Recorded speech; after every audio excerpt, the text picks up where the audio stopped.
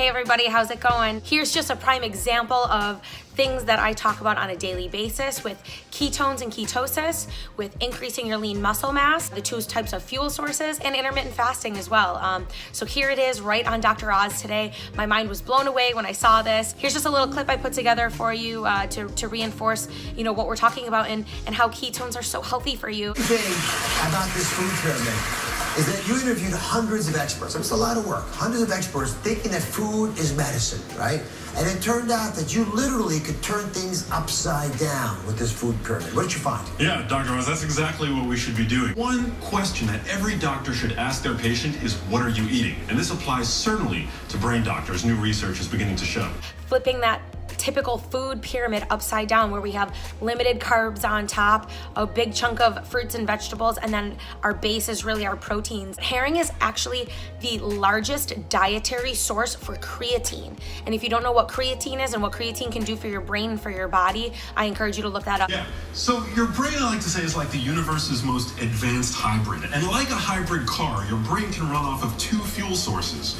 Okay, so for one, we've got gasoline. In the brain, the gasoline is like the sugar, the glucose that the brain uses.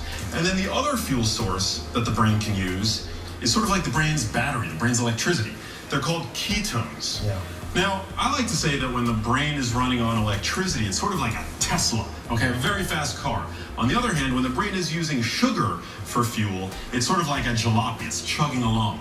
Sugar produces exhaust, it produces toxic byproducts, essentially. And ketones, on the other hand, can be thought of sort of as like a clean burning fuel source. One of the biggest things that you've heard me say is looking at food instead of medicine and how that can fix our body. So the first question you want to ask yourself is, what are you eating?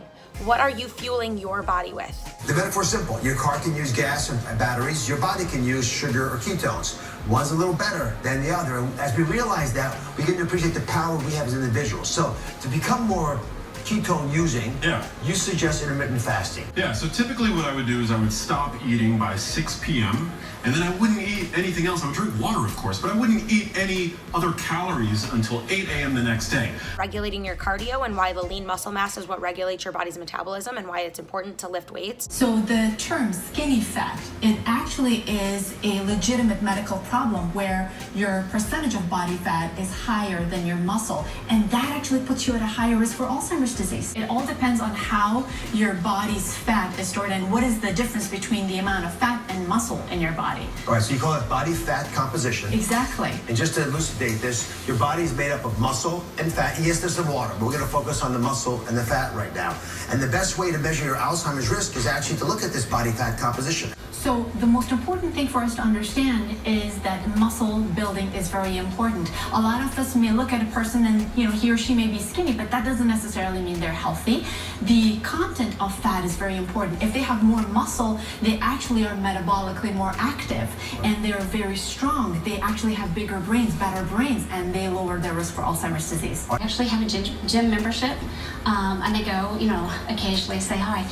But I tend to like go straight for the treadmill with the intention of getting to the weights and doing all that kind of stuff. But then I start looking at the time where I spend more time on the treadmill than I thought, and I just, kind of ignore them as I walk out the door. It is scientifically proven that the adult can grow new brain cells, that the human body can grow new brain cells up until the day of death. There is no age limit on that. Imagine if you had a DNA repair. Imagine if you had something to fuel your brain properly and to fuel your body properly that is going to help you repair your DNA. The breakdown of DNA is what causes aging. So if you want an anti-aging medicine or an anti-aging fix, this is it, DNA repair. The way that we fuel our bodies is imperative. It is going to give us the fuel for the day and the fuel to change our lives, okay? We're talking about our longevity and our cognitive function, our brain's ability to function. You can choose to function on either glucose, which is carbohydrates, or ketones, okay? It is your choice. To recap here, we have a choice on how we fuel our body, including intermittent fasting, and when we get into the gym, really focusing on weight training as well as cardio. A little bit of proof behind what I've been preaching. So if you have any questions on the effects of ketones, ketosis, intermittent fasting, please feel free to reach out. Have you done what it takes to accomplish your goals today?